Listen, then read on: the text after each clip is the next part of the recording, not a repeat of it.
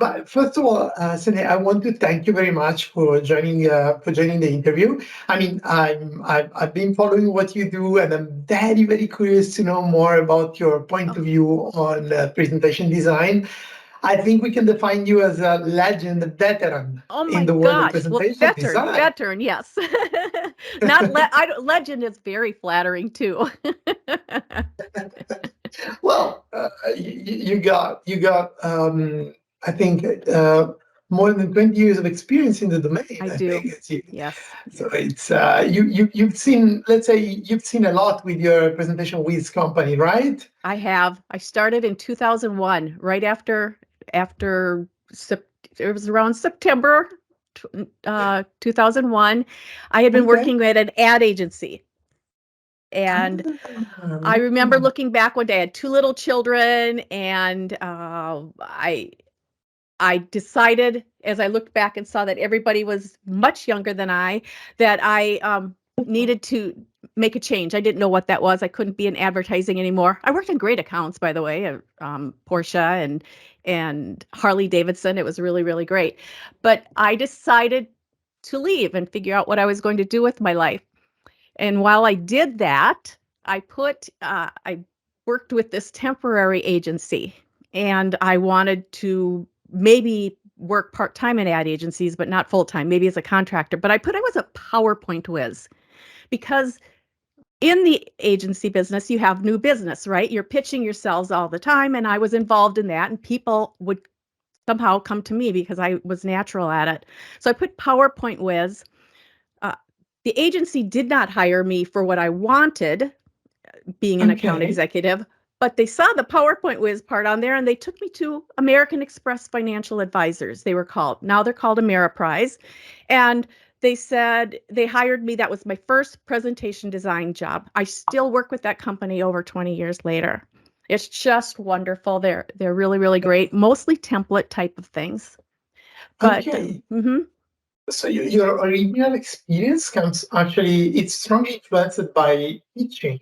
So the sales pitch part, mhm, if I get it correctly, yes, is it true? Because pitching is a very interesting part of presentation design, I think, and presentation delivery as well. Because pitching is, I think, an extreme discipline of presentation design. Because what's at stake, it's very high. Normally, there is the account at stake. You can you can either close the project or not, whether the presentation works or not. So there is a lot at stake, no, in pitching. So it's a kind of presentation which also, by the way, you have a short window of opportunity in terms of timing, yes. right? And you have to get your message through. And no one wants to be sold to or feel like they're being sold to.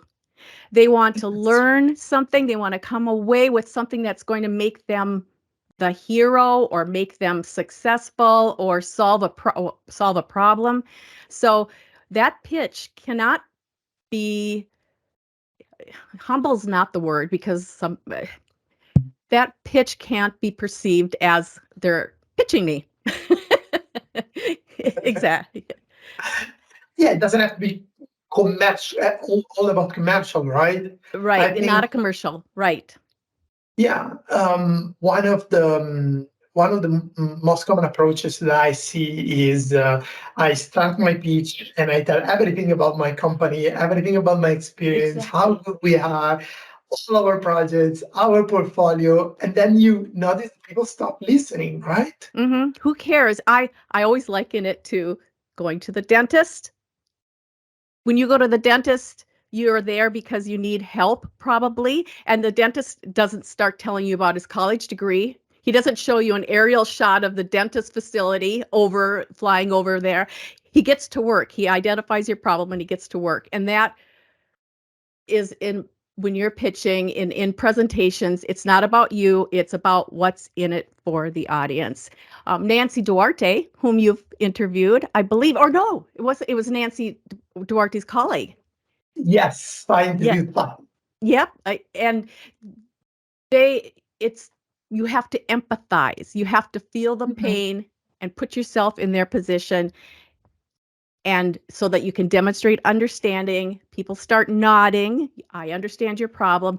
And you know what? We are uniquely positioned to solve that problem for you. And your presentation is about that.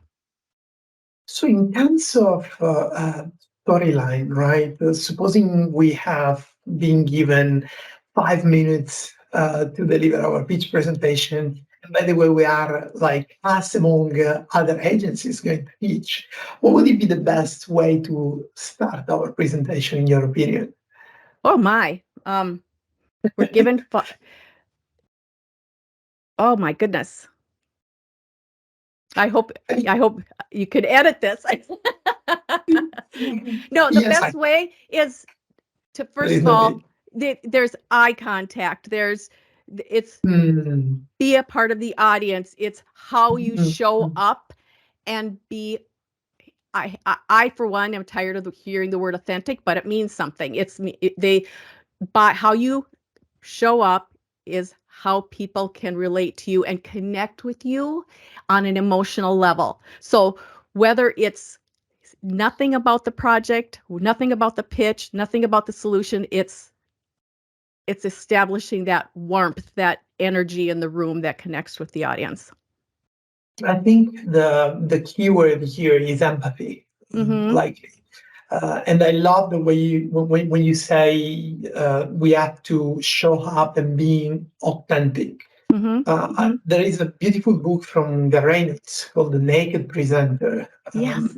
in which he says that the speaker should actually show up like we were naked in front of our audience, right? And so to be transparent, to be honest, at the end of the day, Mm-hmm. even if we say something wrong, it's fine as long as we are able to create value for our audience and we are able to put ourselves into the discussion. And by the way, if there is a discussion, it means we ignited something. So Yes. I like very much this concept also relating to Nancy when you say creating empathy, right? Mm-hmm. And this is not something that you achieve if you start telling about your college degrees, right? Yeah. It's more talking about them, or at least what you understood from them. What do Mm-hmm. you think? I completely agree. Um, and I had something in my mind that when you were talking, you said the word discussion. Having a Hmm, discussion, if you're a nervous presenter, for one thing, having a discussion with your audience brings down that barrier and allows you to relax a little bit. So, and that discussion is what allows you to be more empathetic and to connect with the audience. And I like to use the word compel. Only if you connect with your audience can you compel them to act the way you want to. absolutely. And I think at the end of the day, it's a matter of trust. A Yes, presentation yes. is also a unique opportunity to connect with them empathetically, as we said, with the ultimate goal to create trust. We often believe that, I mean, I often read in books or I hear that a presentation is made to persuade, but I believe that ultimately the idea is to create trust. It's creating this bond of trust that Mm-hmm, enables us then to push people to act eventually towards a direction that should be value added to them mm-hmm. and maybe to ourselves as well. Of course, it's creating trust. And how do we create trust if not creating empathy, showing to them authentically, right? Exactly. And you are not going to persuade anyone if you don't establish that trust first. So, persuasion, entertainment, information, communication, those are all goals, maybe, but your the role of your presentation is exactly as you described. And I believe that what we're saying here, the role of a presentation, the role of us as enabler Mm-hmm. for our clients to then go out and spread their ideas, it's all about responsibility. When we work on a presentation, I believe we own a huge responsibility. Well, first of all, we are responsible towards our audience.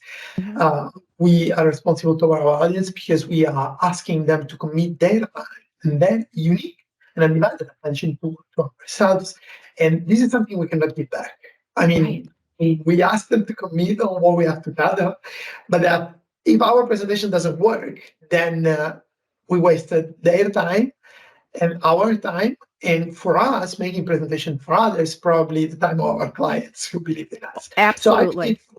think it's a lot about responsibility, and I want to connect this with something I read. I was browsing your website on presentation weeds, and and now it explains. By the way, since you told me the story of the presentation weeds, there are a couple of words that you repeat in the copywriting, which is you say about using PowerPoint responsibly. What do you mean by that? I mean, when you say I take care my clients can use PowerPoint responsibly, well, what's behind this? This is something that caught my attention when I read it. Well, you know how it can be. Slides can be used more as a crutch rather than a support system for the presenter. So, number one, the presenter or the designer is being irresponsible by filling a slide with text. A presenter or a presenter's coach is being irresponsible by allowing the presenter to be updating his or her presentation on the way to the meeting, on the airplane. That's irresponsible to be editing your presentation until the last minute. You're not practicing, But the whole point about PowerPointing responsibly is elevating the tool, leveraging it as a part of your brand, not an afterthought, not something that marketing ignores and allows. And this is not meant as a dig to salespeople, but a good marketing department establishes a brand and communicates. Each department is allowed to communicate in a single voice to their customers, to their vendors, which strengthens the organization. And because PowerPoint is oftentimes the first level of the first face that people see, it's really, really important to make that presentation a part of the brand and to speak in the same voice and to help that salesperson walk into the situation. And maybe the audience has seen their website. Oh, yeah, you're the same company. You're the same company that I just saw on the website. You're the same company because you're the person I spoke with to set up a meeting with you tells the same message, speaks to the same message as you are today. It it's so important that PowerPoint be part of that strategic marketing communications mix. And this relates to the concept of templating, I think, that you were mentioning before, right? Say that again. What was that? And this relates, in my opinion, to the idea of having consistent templates. Yep. That enable us to our organizations to communicate with one unique voice, to bring one unique, clear message to our clients, right? No matter who we talk with, especially when we talk about large and complex multinational organizations. You might be in touch with somebody or with somebody else, and the fact that we have a template that might help to create consistency in our communication, right? Exactly. And so I'm going to assume that by template in this sense, you mean like a boilerplate set of slides that already are completed and ready with the message and in the right order, and they're setting up the salesperson for success. Obviously, template in PowerPoint world can mean something a little bit more techy. Yes, but I agree. Interesting to explore. Mm-hmm. Yes, I agree with you 100%. Providing, and I think I would say 75% of the work we do is with the sales for the materials for a sales team. I will work with the marketing department or the VP of sales to set the sales team up for success. And I really, really enjoy that. I also think what's really, really important is not to just hand off the presentation, but to have a leader of the organization demonstrate how that template can be delivered to the audience. Someone who helped draft the story, who is as passionate about it as he or she wants them to be about delivering that story. It's a part of the training process for me. Absolutely, and I love the way you're talking about your approach of to consulting companies. It's a process, it's a journey, and training is part of it. It's Yes. involved. So it's not just I create the design and I give it to you, because at the end of the day, delivering an impactful presentation is not just about design, right? It's Right. about story. It's about the capability of the person, the person, the presenter, Hmm. to, as we said, connect with the audience, right? So there is a lot that is going on during when a presentation is delivered, right? There are people, there is a speaker, a presenter, there are the slides, and there is a lot of things interacting among each other, right? You have the speaker with the audience with the speaker, the audience with the slide, the speaker with the slide. It's a lot. It's Yes, not just PowerPoint. exactly. And there's the notion that a lot of people love to work in PowerPoint. For example, the speaker may want to say, but I'm used to doing it this way. And so part of the reason I train on what the slides and how to deliver those slides is so that they understand why we created the message that way and why we designed the slide that way. So they would not be as apt to try to edit it and do it the way they've done it for a million years. Because as we know, presentations sometimes can be edited to their fault. The challenge, I believe, in design is that oftentimes it is exposed to personal opinion. Mhm. So sometimes you might get like somebody telling you, "Well, I don't like this slide. Yes. And then they give you like advices about let's change the color, let's add animations, let's do this and that." And But then you there go down a is, rabbit hole. Strikes me Yeah. that. But the point is that design is not just embellishing slides, right? Right, right. Design Absolutely. is also about how we want to convey our message to the audience. It's about what we want people to see in each and every slides at each moment during the presentation. So it's about creating the right narrative and bringing it to life. And oftentimes it's not about, especially in business, based on my experience, it's not about being too fancy, but it's about understanding people more than that and finding the right narrative. Exactly. Finding the right narrative. Um, well, it goes back to that whole concept of solving their problem. The right narrative is you're there to solve the problem, whether it's viewed as their problem or not. Sometimes, if you've done your research, your homework before you even meet with them, you can identify that if they continue doing something this way, the way they are and the way they've come to you to pitch it, they're going to lose this much money. I mean, you demonstrate part of the process may be educating during the pitch versus just introducing yourself as an organization. Does Um, that make sense? it definitely does. You're making me think about the reason why they should listen, the reason why they should care.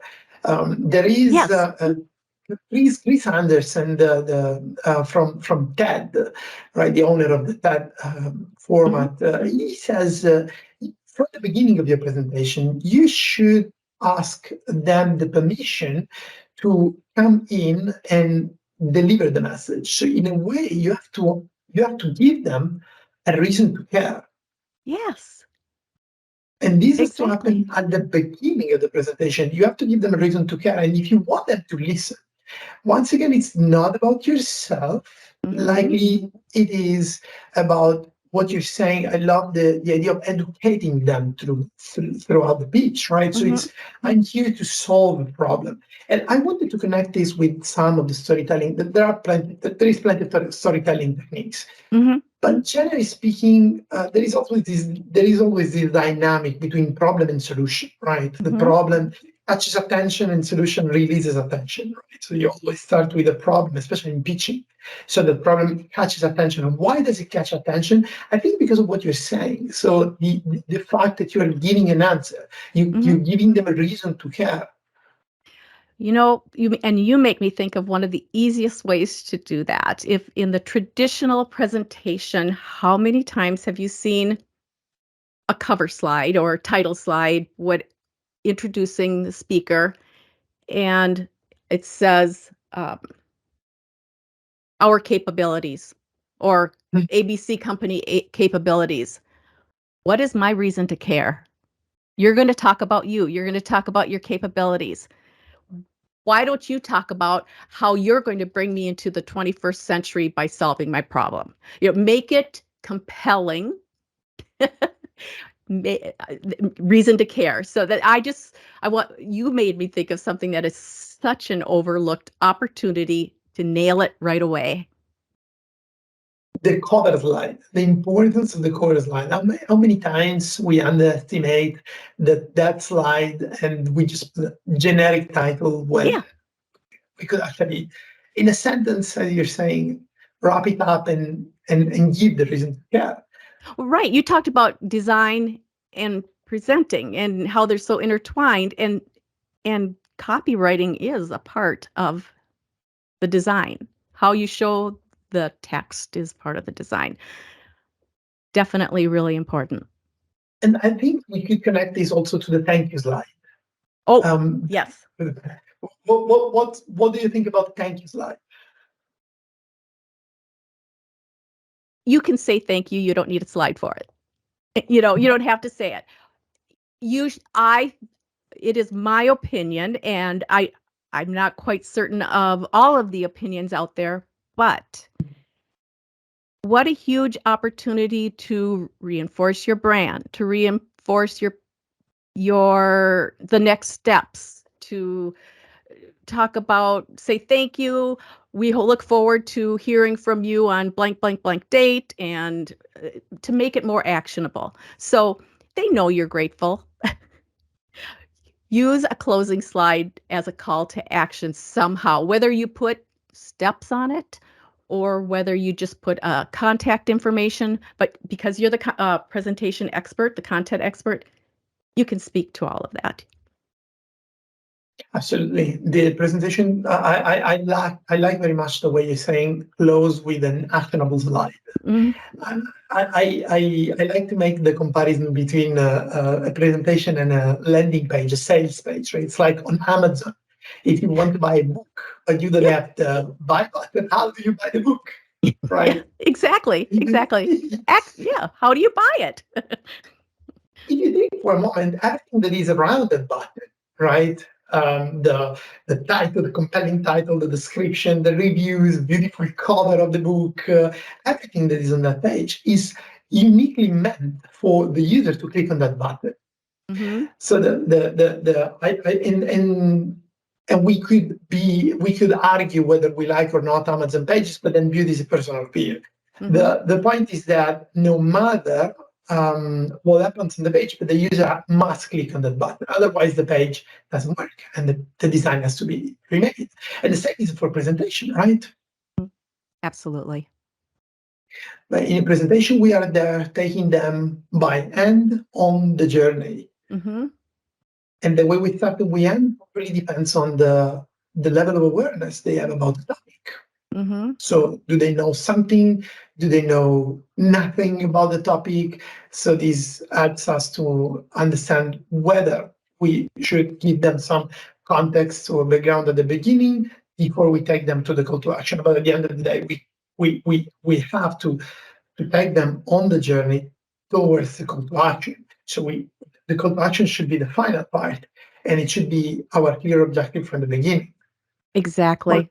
And everything you say to that point as you're holding their hand, walking from slide to slide, will help them move along that awareness level to understanding, to taking action. I'm amazed by your long lasting experience on this domain, and I see what I'm curious to know is, has presentation design changed over these years? Mhm. Uh, do you think there has been any major changes from, I mean, in the last 20 years of presentation design? Maybe when you first fell in love with the presentations, to today, because I can still see you're in love with presentations. So you can, It I hasn't mean, left me. Yes. Y- Yeah, when in the beginning, it was a much more difficult for me to convince my clients that they didn't need bullet points and content on the slides. It was much more difficult. So, along the way, I started doing a lot of research on audiovisual learning, how people learn in an AV environment. I even give a presentation called PowerPoint Audiences Are People Too, because human beings all learn in an AV environment in a particular way. So I was able to use science to say, no, client, if you have a list of bullet points on your slide, retention might be about 20%. They're not going to take away the information that you want with that. If you have an insightful headline and a supporting graphic, all of a sudden that slide becomes more actionable, and the likelihood that people are going to be able to use your information, employ what you've talked about, is up to 80%. This is Richard Mayer in his book about audiovisual. Oh, the title is escaping me right now, but I just want to give him credit to that research. So I still use that research, but my clients are so much smarter than they were 20 years ago about presentation. They know that they are not the experts and they need to seek advice. And that when I give them suggestions, they understand, with or without the science, that I know the right way to go. this is something that definitely catches my attention. The fact that there is more awareness, so is one of the key Hmm. takeaways. I think here, in the years probably, I think PowerPoint is a tool that it's easy to misunderstand, meaning that it's extremely accessible to everybody. But very often the way most of us will learn how to use PowerPoint is by doing. Hmm. And the point is that PowerPoint is much easier, in a way, much more accessible than a tool like Excel, in which if you don't know how it works, you don't know the formulas, there is not much you can do with it. Right? With PowerPoint, you can play with it. You can download the Hmm. template, you can start playing, you can download the images, pictures, you can write something. Hmm. But then this sometimes makes everybody feel like an expert. Yes, exactly. Uh, a friend of mine, Rick Altman, who runs the annual Presentation Summit, which is a US based conference where designers, for the most part, people who work in presentation design, show up every year. And he wrote a book years ago, and it's been re-released, called Why Most PowerPoint Presentations Suck and What You Can Do About It. And he comes out of the gate swinging, saying that people consider themselves PowerPoint experts after 15 minutes. I can do PowerPoint. I can do PowerPoint. If they use the verb do, that's your first red flag.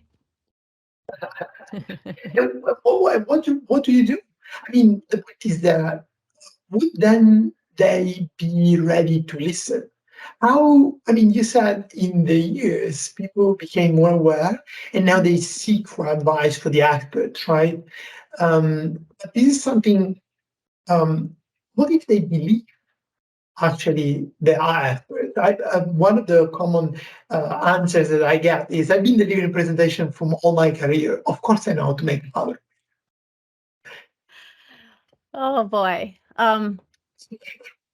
Let me see. What are some of the answers I've given in that situation? That is great. I love working with people who have experienced PowerPoint and what they can do with it. I'm here to bring the the storytelling and the design and the goal, the business goal that I've been given together to come up with the best solution. Let's collaborate. I love collaborating in PowerPoint, by the way, with my clients. I think it's really, really fun. And we've had many better projects because of collaboration. But I will invite that person to collaborate with me along the way. And it's just using a little persuasion in my 20 years of experience. For example, that animation might be intrusive. That animation will probably distract the audience from the message.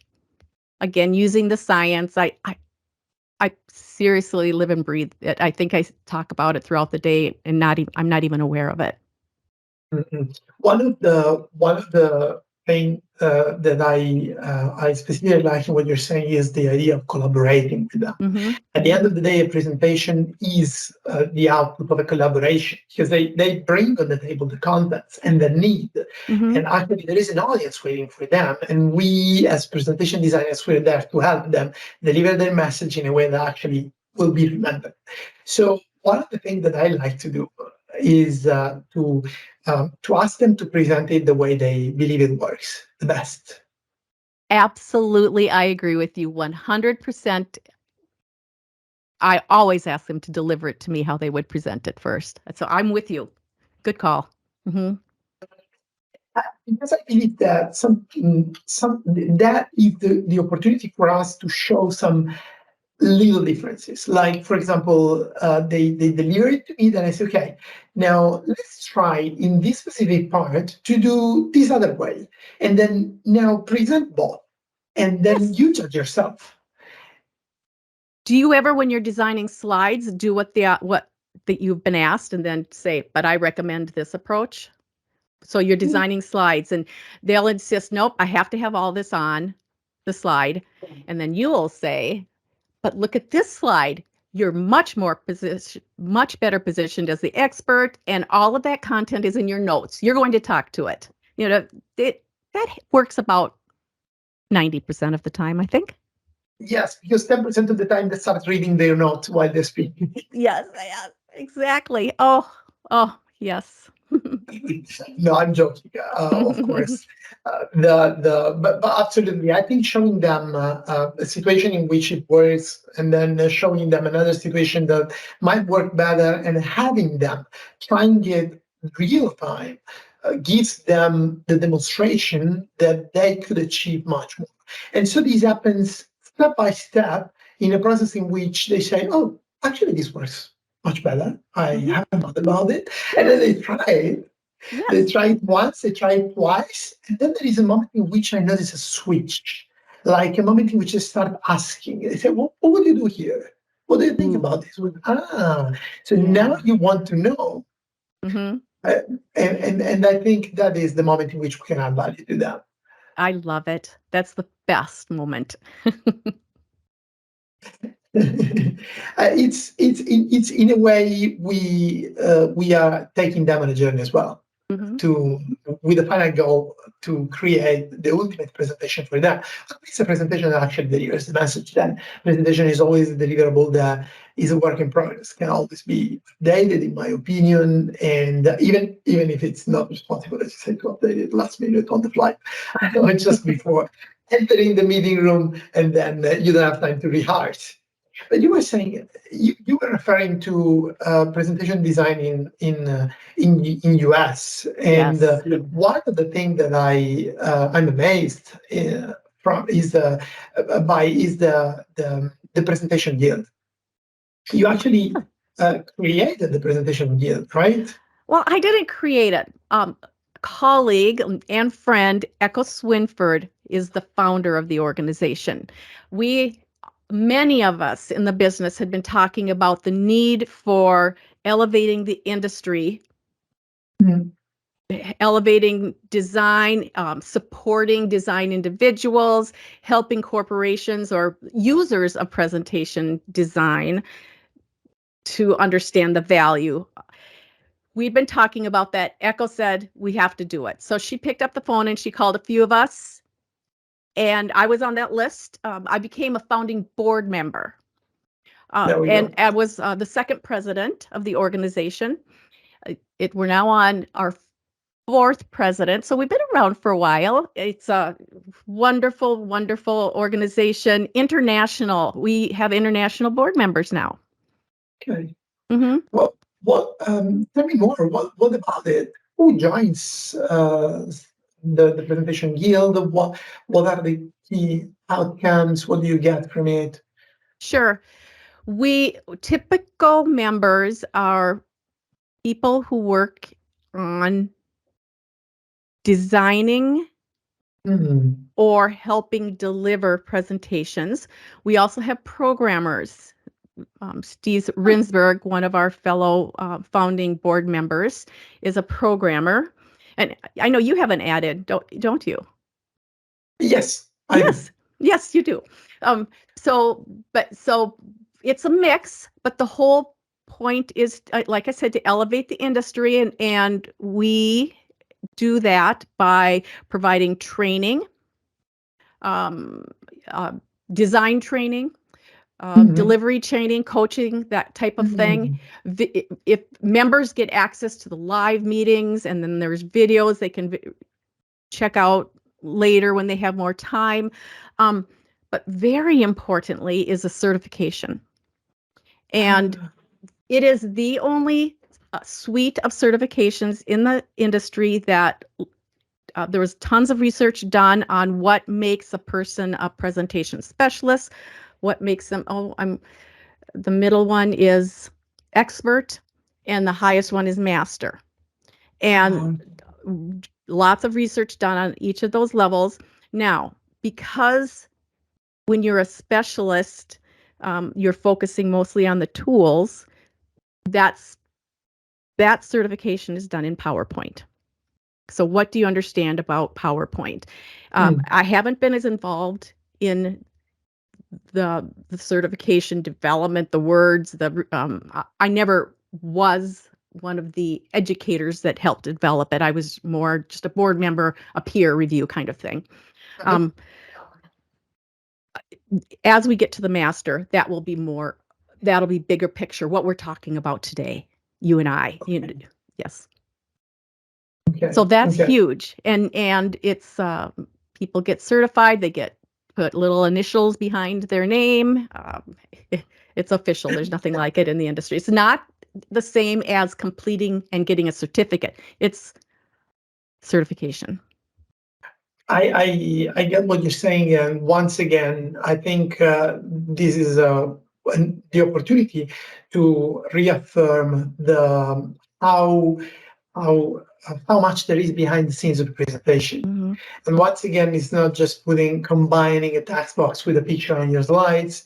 It's not about using one add-in or the other add-in. Yes, you can be more efficient, you can be more productive, and knowing the tool is important, by the way, Hmm. because at the end of the day, especially when we are in business and we make presentations, we don't have a lot of time. Right. We always have to rush, and that is one Hmm. of the issues why very often presentations become huge, like A mess. mess. Yeah, yeah, yeah.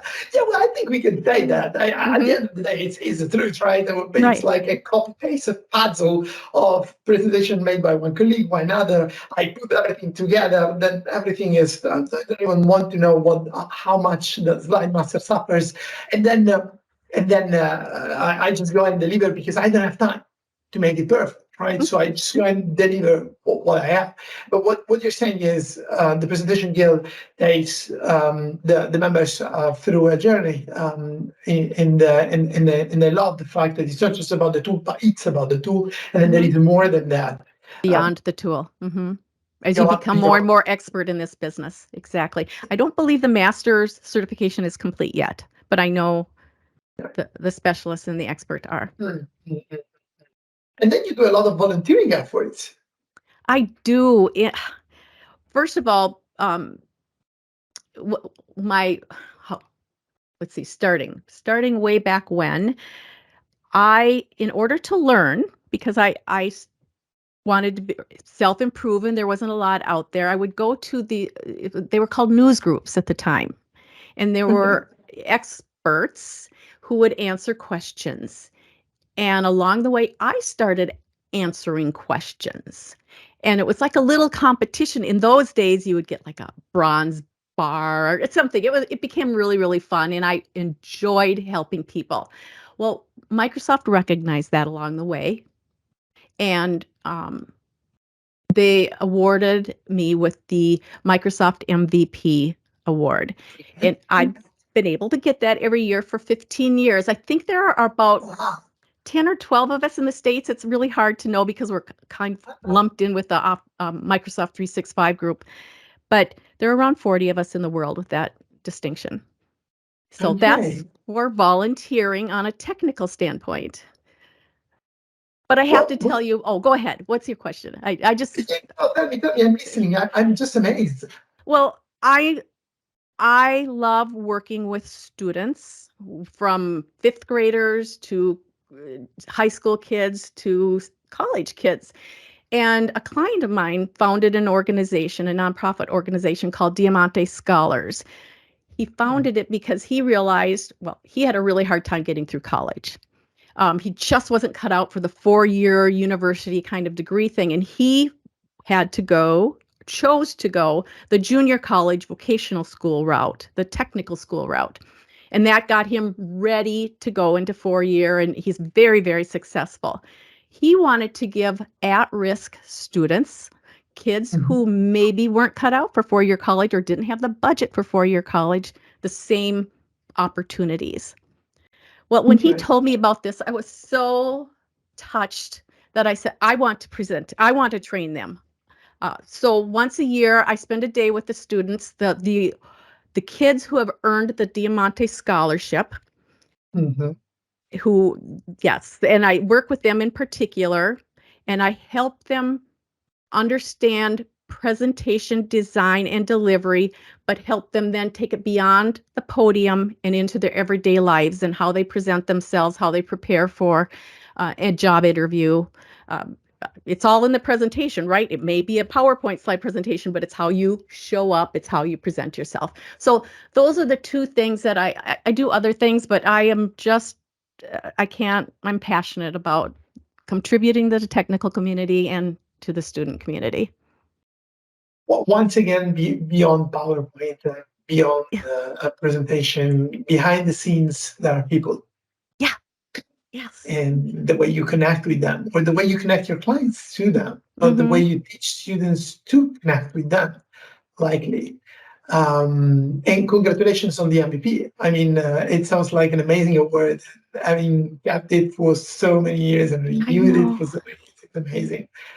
It's changed a lot. You know, we used to be able Yeah. to news groups maybe were enough, and now it's it's showing up at these at helping students that contributes to being an MVP, but it's how you um, how you show up on social media and how you can train in social media. You can train on your websites. You can present at technical conferences, all kinds of opportunities to support the technical community. Okay, so it's more about the technical community. Yes, the And MVP part is, and they take into consideration your volunteer efforts. volunteering Yeah. efforts. Hmm. Okay. Well, that is very, very interesting. Congratulations. So Thank the you. part of volunteering with the students is something that amazes me. I teach at university, and Hey, of course that's a part of my business that I don't do for business purposes right. only. But it's like the opportunity. I think the unique opportunity to give back what we didn't have when we were at their Yes. place. And so there are some skills that we earned along our career. I think that we had to earn the hard way.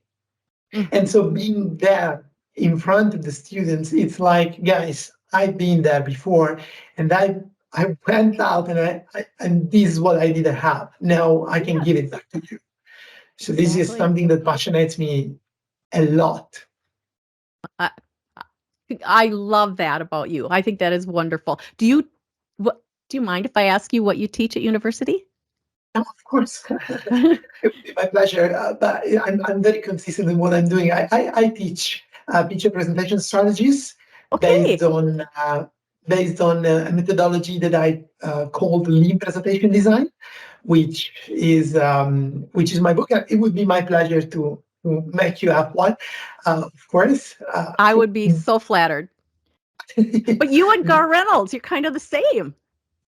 You know? Well, it's Gary Reynolds is on presentation Zen, and Yes. he advocates a lot about simplicity. Mm-hmm. The point of view of lean presentation design is more the idea of making presentations open to everybody, especially to business people.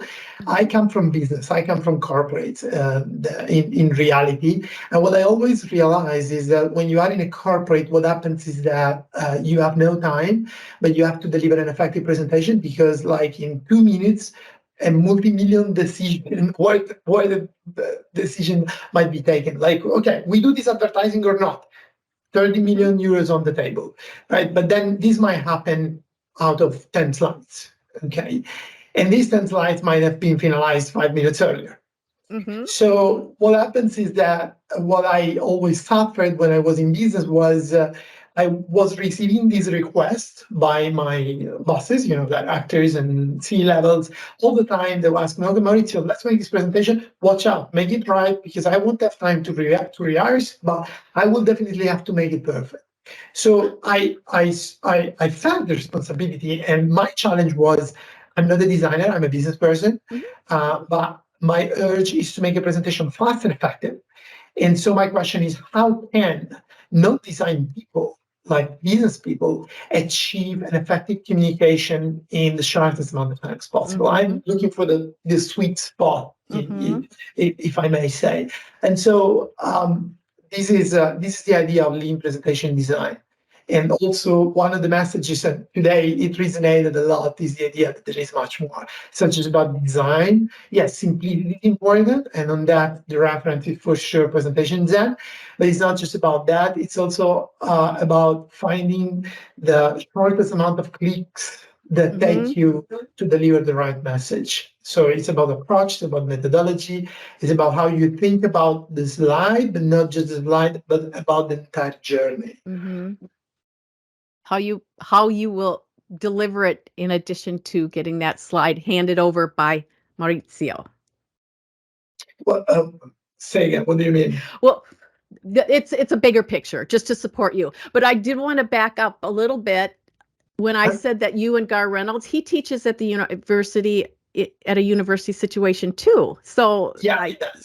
mm-hmm, It yes. does. Definitely does. And I think this is probably one of his main activities Mm-hmm, right now. Plus, he's been around a lot recently to Europe also to deliver seminars on presentation Zen.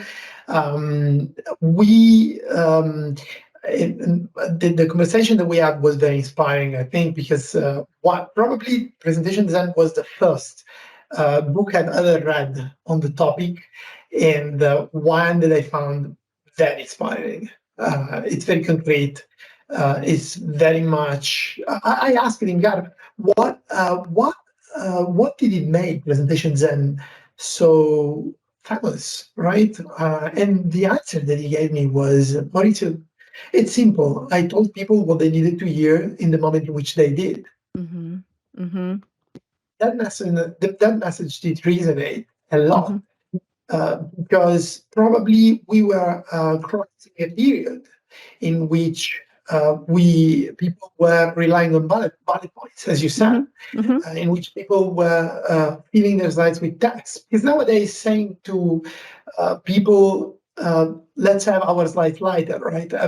Everybody says that. It's simple. Even the clients know that it is right, which doesn't mean they are doing or following Right. this advice. Okay? Yes. But at Yes. least it's known. I think that people like Reynolds, also the work that you achieved in all these years, you opened the doors to a new culture, a new way of seeing slides. This Mm-hmm. is what I believe. And so if today we see clients who understand that probably they come to us and they say, we have our slides, they are filled in text, we need to do something, right? Mm-hmm. At least they are aware. Exactly. And I say, I love it. I get to put all that content in your notes and design for you. You've already given me your script. Exactly. Which means you have to be prepared. You Yes. just can't go out and read to Hmm. deliver the presentation. So That's this right. is, I think this is important. One of the things is just don't learn your presentation by heart, right? Be prepared. Um, I was thinking today, if you look at presentations, they most of them they went online. And this Hmm. was also one of the topics that I did recently discuss with Patty Sanchez. She wrote the book, that amazing book, Presenting Virtually. Uh, Yes. what do you think about it? I mean, this has been one of the major changes, right, in the industry. Hmm. Do you remember pre-pandemic, people didn't present with their cameras? Yes. Yes. And then suddenly pandemic happened and everybody used their cameras. And now, that's continued. So I see that as a defining moment. When you are presenting virtually, there's so many things that, well, I don't even know where to. Should I start with the person? The person needs to show up, just like we talked about in person. Um, you need to adjust, make sure that your sound is good and that you aren't fading in and out. One of the hard things for me is to be in this stationary position. I prefer to have a microphone that moves with me because I move all the time. And so my sound can get really bad. Lighting is huge. How often have you seen people be really, really dark? They've got a window behind them, so they're a dark shadow. I'm talking technology here. The position they are in the slide. You right now, everyone, right now, Maurizio is perfectly aligned. His eyes are at 1/3, and he's got his upper body showing. So he's not like, it doesn't look like he's 10 years old sitting in a big chair. This is how you can show up, unless you're standing and presenting. That's a completely different thing. But for your typical delivery of a presentation, you can show up better on screen. That's the person part of it. Slides are different. I, So, I, mhm. uh, so many tips. Yeah, I know. In such a short time. It's amazing. But yes, absolutely, there is a dimension about technology. I believe lights and the mic. And I agree with you. I definitely move a lot. Plus, I'm Italian, of course. I Mhm. move a lot. but but yes, definitely. At the end of the day, the idea is showing up and building confidence. Mhm. As we said, everything relates to the initial idea of empathy.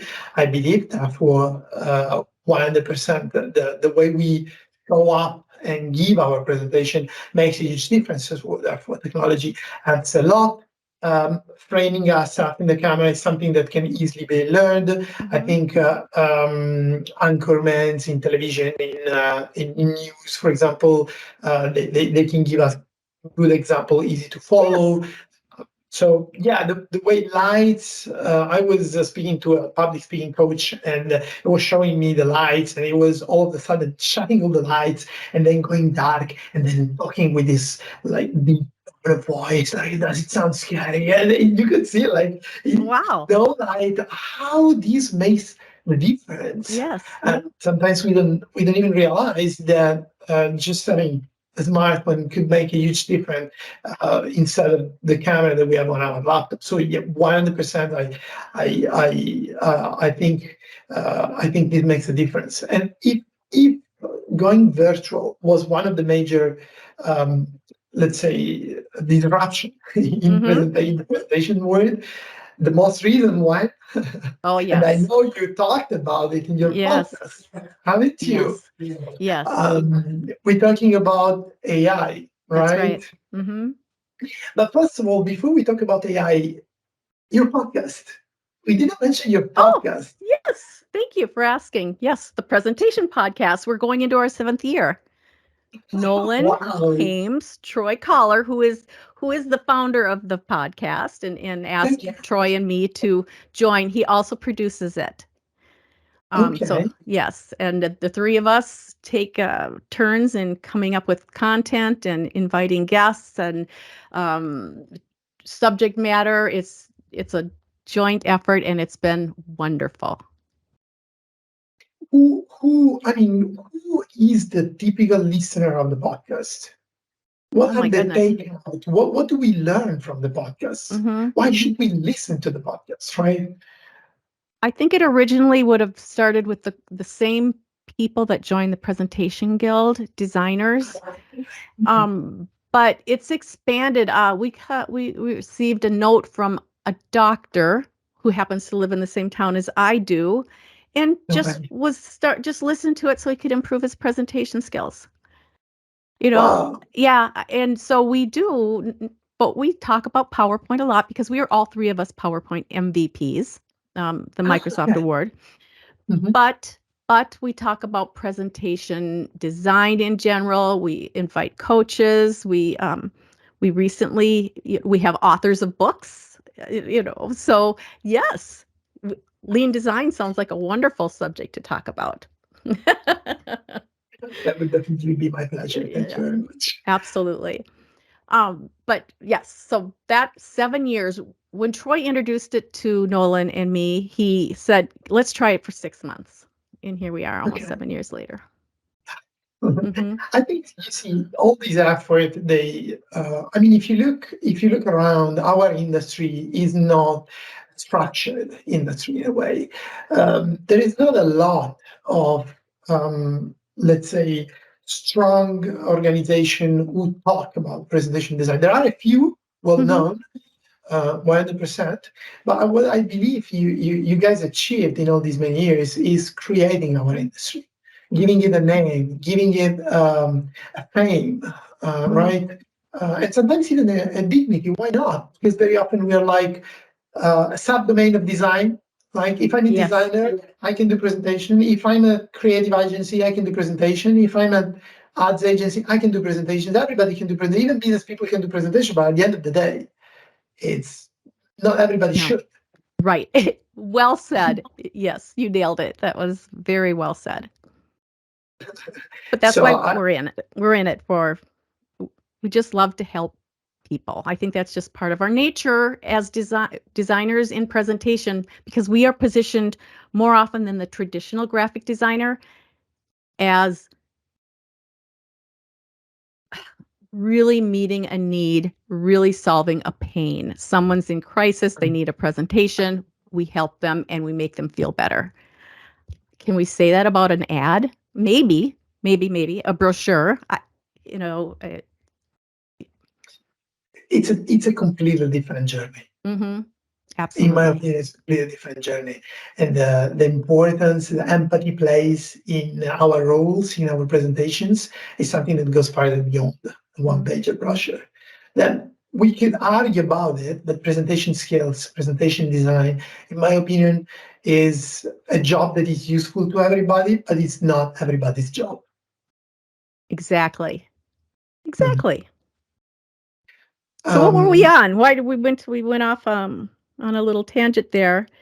You yes, I Oh, was just asking AI. about AI. AI. Oh, yes. Boy, you know, AI's been around for a while in PowerPoint. Designer Mhm. is an AI, PowerPoint designer. Um, there, used to be story building tools in the template area. But was it last March when Chat GPT was announced? Mhm. Um, from there on, it was exponential growth in the AI world. I, I, for one, um, I try to keep up on the latest technology, but I know I cannot, I personally will not be the expert in that. I will allow Mhm. others to be experts and I will hire them to help me when I need it. That's just my position in it. It's where I am in life, and um, I think it's wonderful. I think it's wonderful. I'm a Star Trek. I'm a Trekkie, so I've always wanted this kind of thing, but it's a little different now than I ever imagined. Hmm. I think at the end of the day, it's a tool. like many others. And I'm quite techy, and I love to play with tech tools. Mm-hmm. And nowadays, I must admit, I probably use it every day in my presentations. But can it replace what I'm doing? Definitely not. But I believe it's a powerful tool that right now helps me to brainstorm. Instead Yes. of brainstorming with like a person, I brainstorm with an AI, and Mm-hmm. this helps me to get like instead of one idea, 100 ideas in a second. Mm-hmm. Then, of course, I take those ideas and I brainstorm with the person. Exactly. That's how I'm using it currently too. It's just this additional tool to help me through my regular business day. Yeah, Tools, I should say. Mm-hmm. absolutely. And I'm very curious to see. I don't know if you had the chance to already test the Microsoft Copilot. What was that? The Microsoft Copilot.